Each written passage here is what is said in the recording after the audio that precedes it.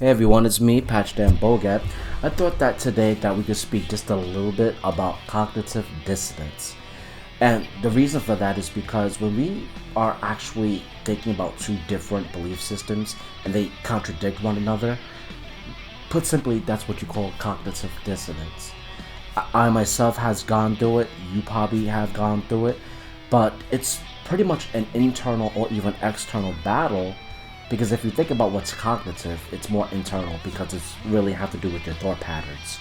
And you're trying to really see how two polar ideas seem to fit because if they don't fit, well, hence you get the terminology cognitive dissonance.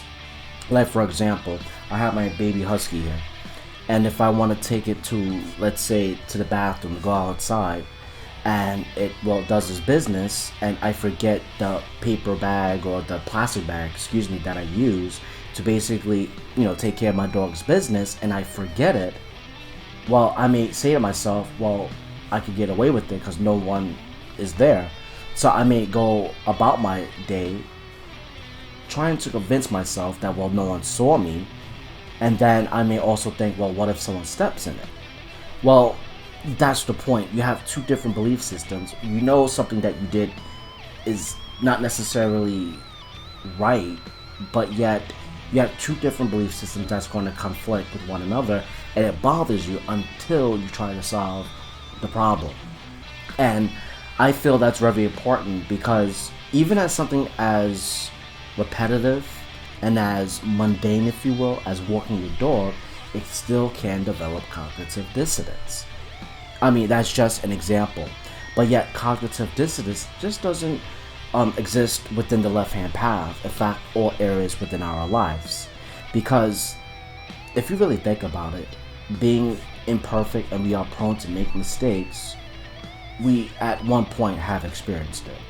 That's why I feel that it's so important that as individuals on the left-hand path, we try our utmost best to do a lot of shadow work and we look at deep within ourselves, what do we need to work on? Because if we don't and we allow the fear to pretty much stay within us and grow, well, like it or not, if we allow that to happen, well, it's going to come to a point in our particular life that as we're basically trying to live our lives, and that fear that's pretty much gargantuan at this moment pretty much wants to come out and then attack us, is going to do exactly that.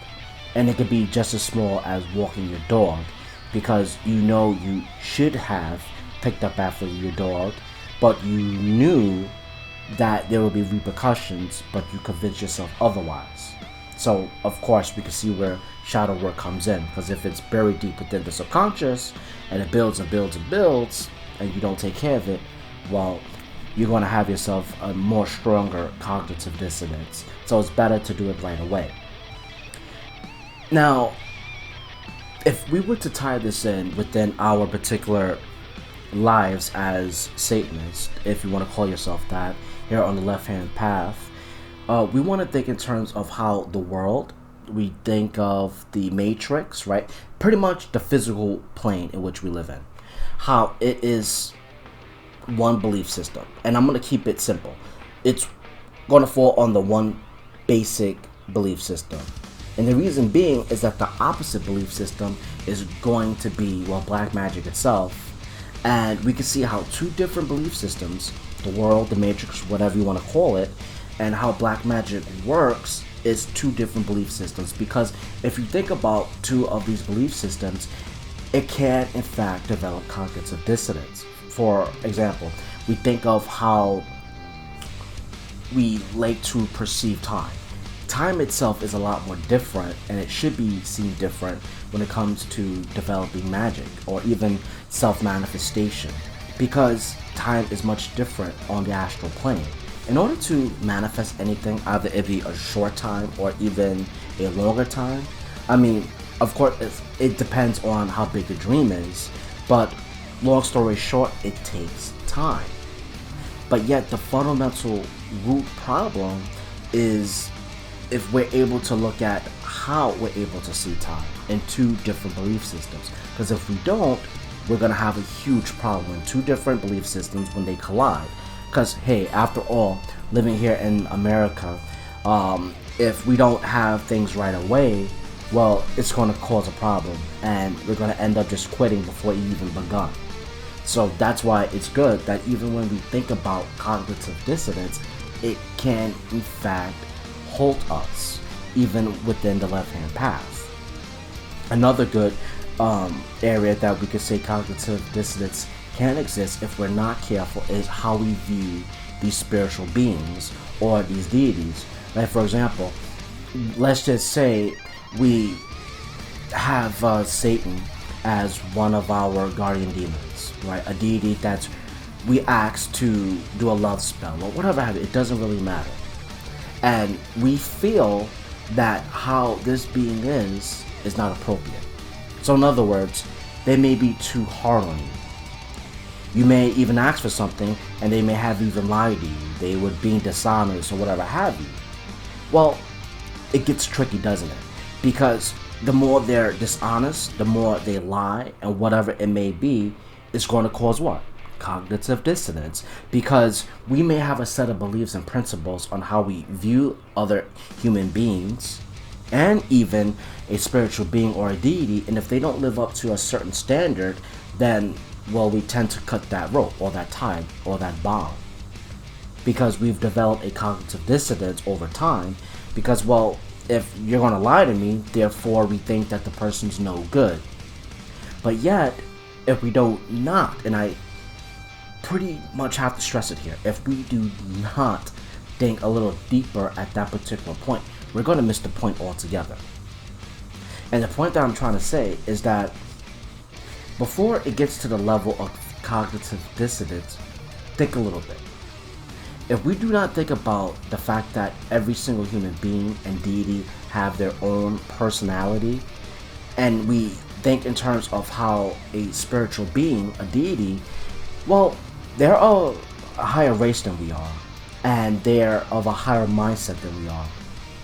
And what I'm trying to imply there is the fact that when we think about someone like Satan, their role is to teach you. So if they lie, then we should think that they're not trying to be an asshole, but they're actually trying to teach you. So therefore there's a purpose behind the lie, right? And if they're telling us to do something and we don't do it, then there's repercussions. Well, we need to also backtrack and look at our own side of the deal and see what we didn't live up to. I mean, it's only logical, because we're not always right, don't you think? And we also have to see these deities as examples that are going to teach us the right way. I mean, it's going to be tricky at first, but that's really what it's all about. I mean, I try to refrain from saying the word test, but I will try to lessen the word test and say the word drill. It just personally makes me feel better, because I'm not saying that Judeo-Christianity or major religions own the word test. It's just that coming from a background that's Abrahamic and, you know, in teachings as far as major religions are concerned, I just don't like the whole idea of saying the word test. It just kind of brings me back. But I will use the word drill, excuse me. I will use the word drill. And that's how they weed out all those who don't really belong. I mean, think about it. If you knew that you was going to get $1 million and they give you their word that they were going to do that for you, would you not see it through no matter what? Well, of course you would. But yet, here's a good question. How many millionaires or billionaires do you see walking around you? Well, you obviously can't tell just by looking at them. But the idea is that you're not going to see as much as there are people that are like you and I. So in other words, to weed out everyone from the fake, from those who really do mean it, they're not going to make it easy for you. And that's supposed to happen. If you're not going through some sort of struggle, you're not kicking and screaming, then you're not doing it right. And hell, if you're still living the life and you got what you wanted, then kudos for you. But however, usually for the rest of us, you have to go through something in order to achieve your dream. And that's why I feel that in order to achieve your dream, you need to first do a lot of shadow work, look at what you fear most, get rid of whatever cognitive dissonance and take whatever is coming your way by that particular deity. And yes, it may take time for you to get what you want, but at least you know that you've excluded all your fears. You have really very little or no cognitive dissonance at all, and you're open to receive. Now,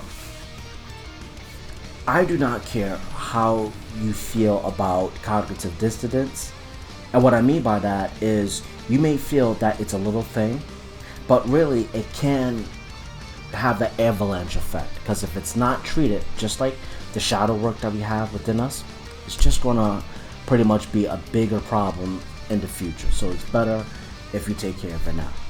So friends, if you like my work, please click that bell icon and please subscribe to my channel and smash that like button. I love you all and have a good one.